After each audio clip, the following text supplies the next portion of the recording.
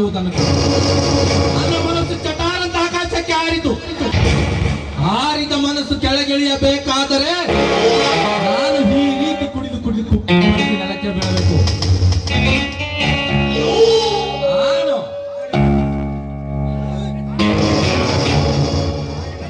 ಈ ರೀತಿ ಕುಡಿದು ಕುಪ್ಪಳಿಸಿ ನೆಲಕ್ಕೆ ಬೀಳಬೇಕು. ಇಲ್ಲ, ಜಗತ್ತಿನಲ್ಲಿ ಯಾವ ನನ್ನ ಮಗನು ಕೊಡಬಾರ್ದಂತ ಕಾಣಿಕೆಯನ್ನು ನಿಮ್ಮಿಬ್ಬರಿಗೆ ನೀಡ್ತೀನಿ. ಈ ಕಲಿಯುಗಕ್ಕೆ ಶ್ರೀಕೃಷ್ಣ ಪರಮಾತ್ಮ ಕಣ್ಮರಿಯಾಗಿ ಎದುರು ಹೋದರೆ ಕಾಲು ಕೆದರಿ ಹೋರಿಯಾಗಿ ಉಂಕರಿಸುತ್ತಲೇ ಇರ್ತಾನೆ.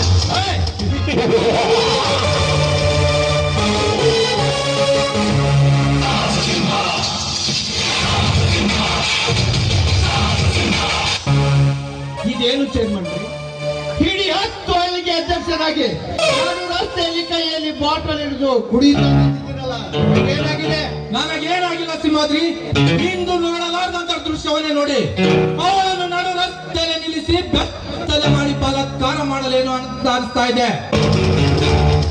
ಇಷ್ಟು ದಿವಸ ರಾಜಕೀಯ ವೇಷಧಾನ ಅಂತ ತಲೆ ಕೆಡಿಸ್ಕೊಂಡ್ರಿ, ಇನ್ನು ಮುಂದೆ ಹುಡುಗಿಯರಿಗಾಗಿ ತಲೆ ಕೆಡಿಸ್ಕೊಂಡು ನಡು ರಸ್ತೆಯಲ್ಲಿ ಕುಡಿತ ಹೊರಟರೆ ನಿಮ್ಮ ಮರ್ಯಾದೆ ಕಾಶಿ ಯಾತ್ರೆಗೆ ಹೋಗೋದಂತೆ. ಕಾಶಿ ಯಾತ್ರೆಗೆ ಹೋಗೋದು ಮಾಡಿದ ಕರ್ಮವನ್ನು ತೊಳೆದು, ಆದ್ರೆ ನಾನು ಕೈಗೊಂಡ ಯಾತ್ರೆ ನನ್ನ ಹಳೆಯ ರವಿ ವರ್ಮನ ಪ್ರೇಯಸಿಯ ಅಂತಿಮ ಯಾತ್ರೆ. ಅದೇನೋ ನನಗೆ ನೇರವಾಗಿ ತಿಳಿಯುವಂತ ಹೇಳಿ. ನನಗೆ ಸುತ್ತಿ ಬಳಸಿ ಹೇಳುವ ಕೇಳುವ ಗೋಲಿ ಮೇ ಫೈದಾ ನೈ, ಗೋಲಿ ಮೇ ಫೈದಾ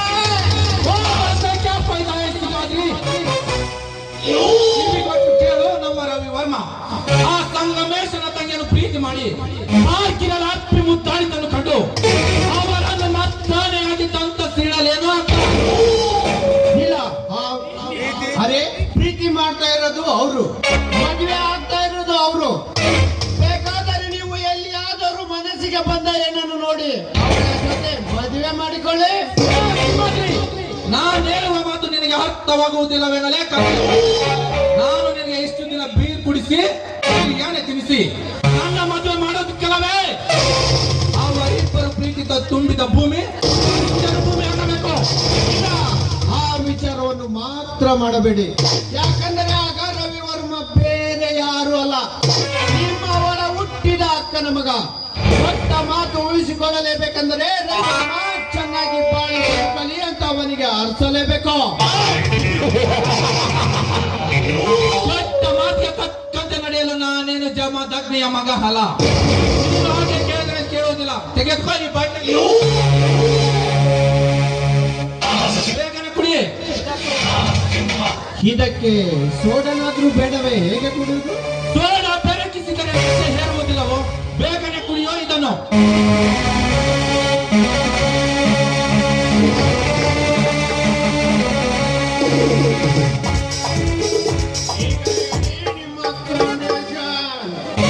ರವಿ ವರ್ಮ ಅವಳನ್ನು ಪ್ರೀತಿಸಿ ಮದುವೆ ಆದರೆ ಮುಂದೆ ಅವನ ಆಸ್ತಿಯಲ್ಲ ಮುಂದೆ ಹುಟ್ಟುವ ಮಕ್ಕಳ ಪಾಲಾಗಿ ಹೋಗುತ್ತದೆ.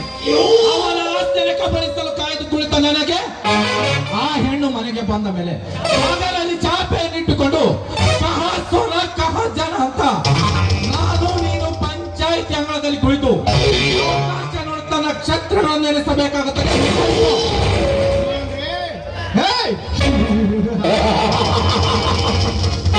ನಮ್ಮ ಸ್ಥಿತಿ ಆಗುವುದಕ್ಕಿಂತ ಮುಂಚೆ ಅವರ ಕತೆ ಬೇರೆ ಮಾಡಿ ಒಂದು ದಿನ ತಿಥಿ ಮಾಡೋಣ. ಅವರನ್ನು ಕೊಲ್ಲು ಅಂತ ನಿನಗೆ ಹೇಳುವುದಿಲ್ಲ. ಆ ಹುಡುಗಿಯನ್ನು ಸಮಯ ನೋಡಿ ನನ್ನ ಗೆಸ್ಟ್ ಹೌಸ್ಗೆ ಕರೆದುಕೊಂಡು ಬಾ. ಅವರನ್ನು ರವಿ ವರ್ಮನನ್ನು ಮರೆತು ನಡೆದಿದ್ದರೆ ಸರಿ, ಇರದಿದ್ದರೆ ಕವಲು ದಾರಿಯಲ್ಲಿ ಕಾಡು ಕುದುರೆ ಅಂತ ಓಡಿಸಿದ್ರೆ ಆಯ್ತು. ಇದು ಈ ಸಿಂಹಾದ್ರಿಗೆ ಬಹಳ ಸಮಯ ಬೇಕಾಗಿದೆ. ಅವಳನ್ನು ತಂದು ಒಪ್ಪಿಸುವ ಜವಾಬ್ದಾರಿ ನನ್ನದು. ಅಪ್ಪಿ ತಪ್ಪಿ ಅವಳ ಸ್ಥಿರಕ್ಕೇನು ಧಕ್ಕೆ ಮಾಡಬಾರದು. ಅವಳ ಪ್ರಾಣ ತೆಗೆದುಕೊಂಡು ನಾನೇನು ಮಾಡ್ಲಿ? ನಿಂತ ನೀರಲ್ಲಿ ಹೇಗೆ ಇಸಬೇಕೋ ಅಥವಾ ಅರಿಯ ನೀರಲ್ಲಿ ಹೇಗೆ ಇಸಬೇಕೆನ್ನುವುದು ನಾನು ನಿನ್ನಿಂದ ಕಲಿಯಬೇಕಾಗಿಲ್ಲ. ಅವರಿಗೆ ಬುದ್ಧಿವಾದ ಹೇಳಿ ಅವರಿಬ್ಬರನ್ನು ಬೇರೆ ಮಾಡುವುದೇ ನನ್ನ ಉದ್ದೇಶ.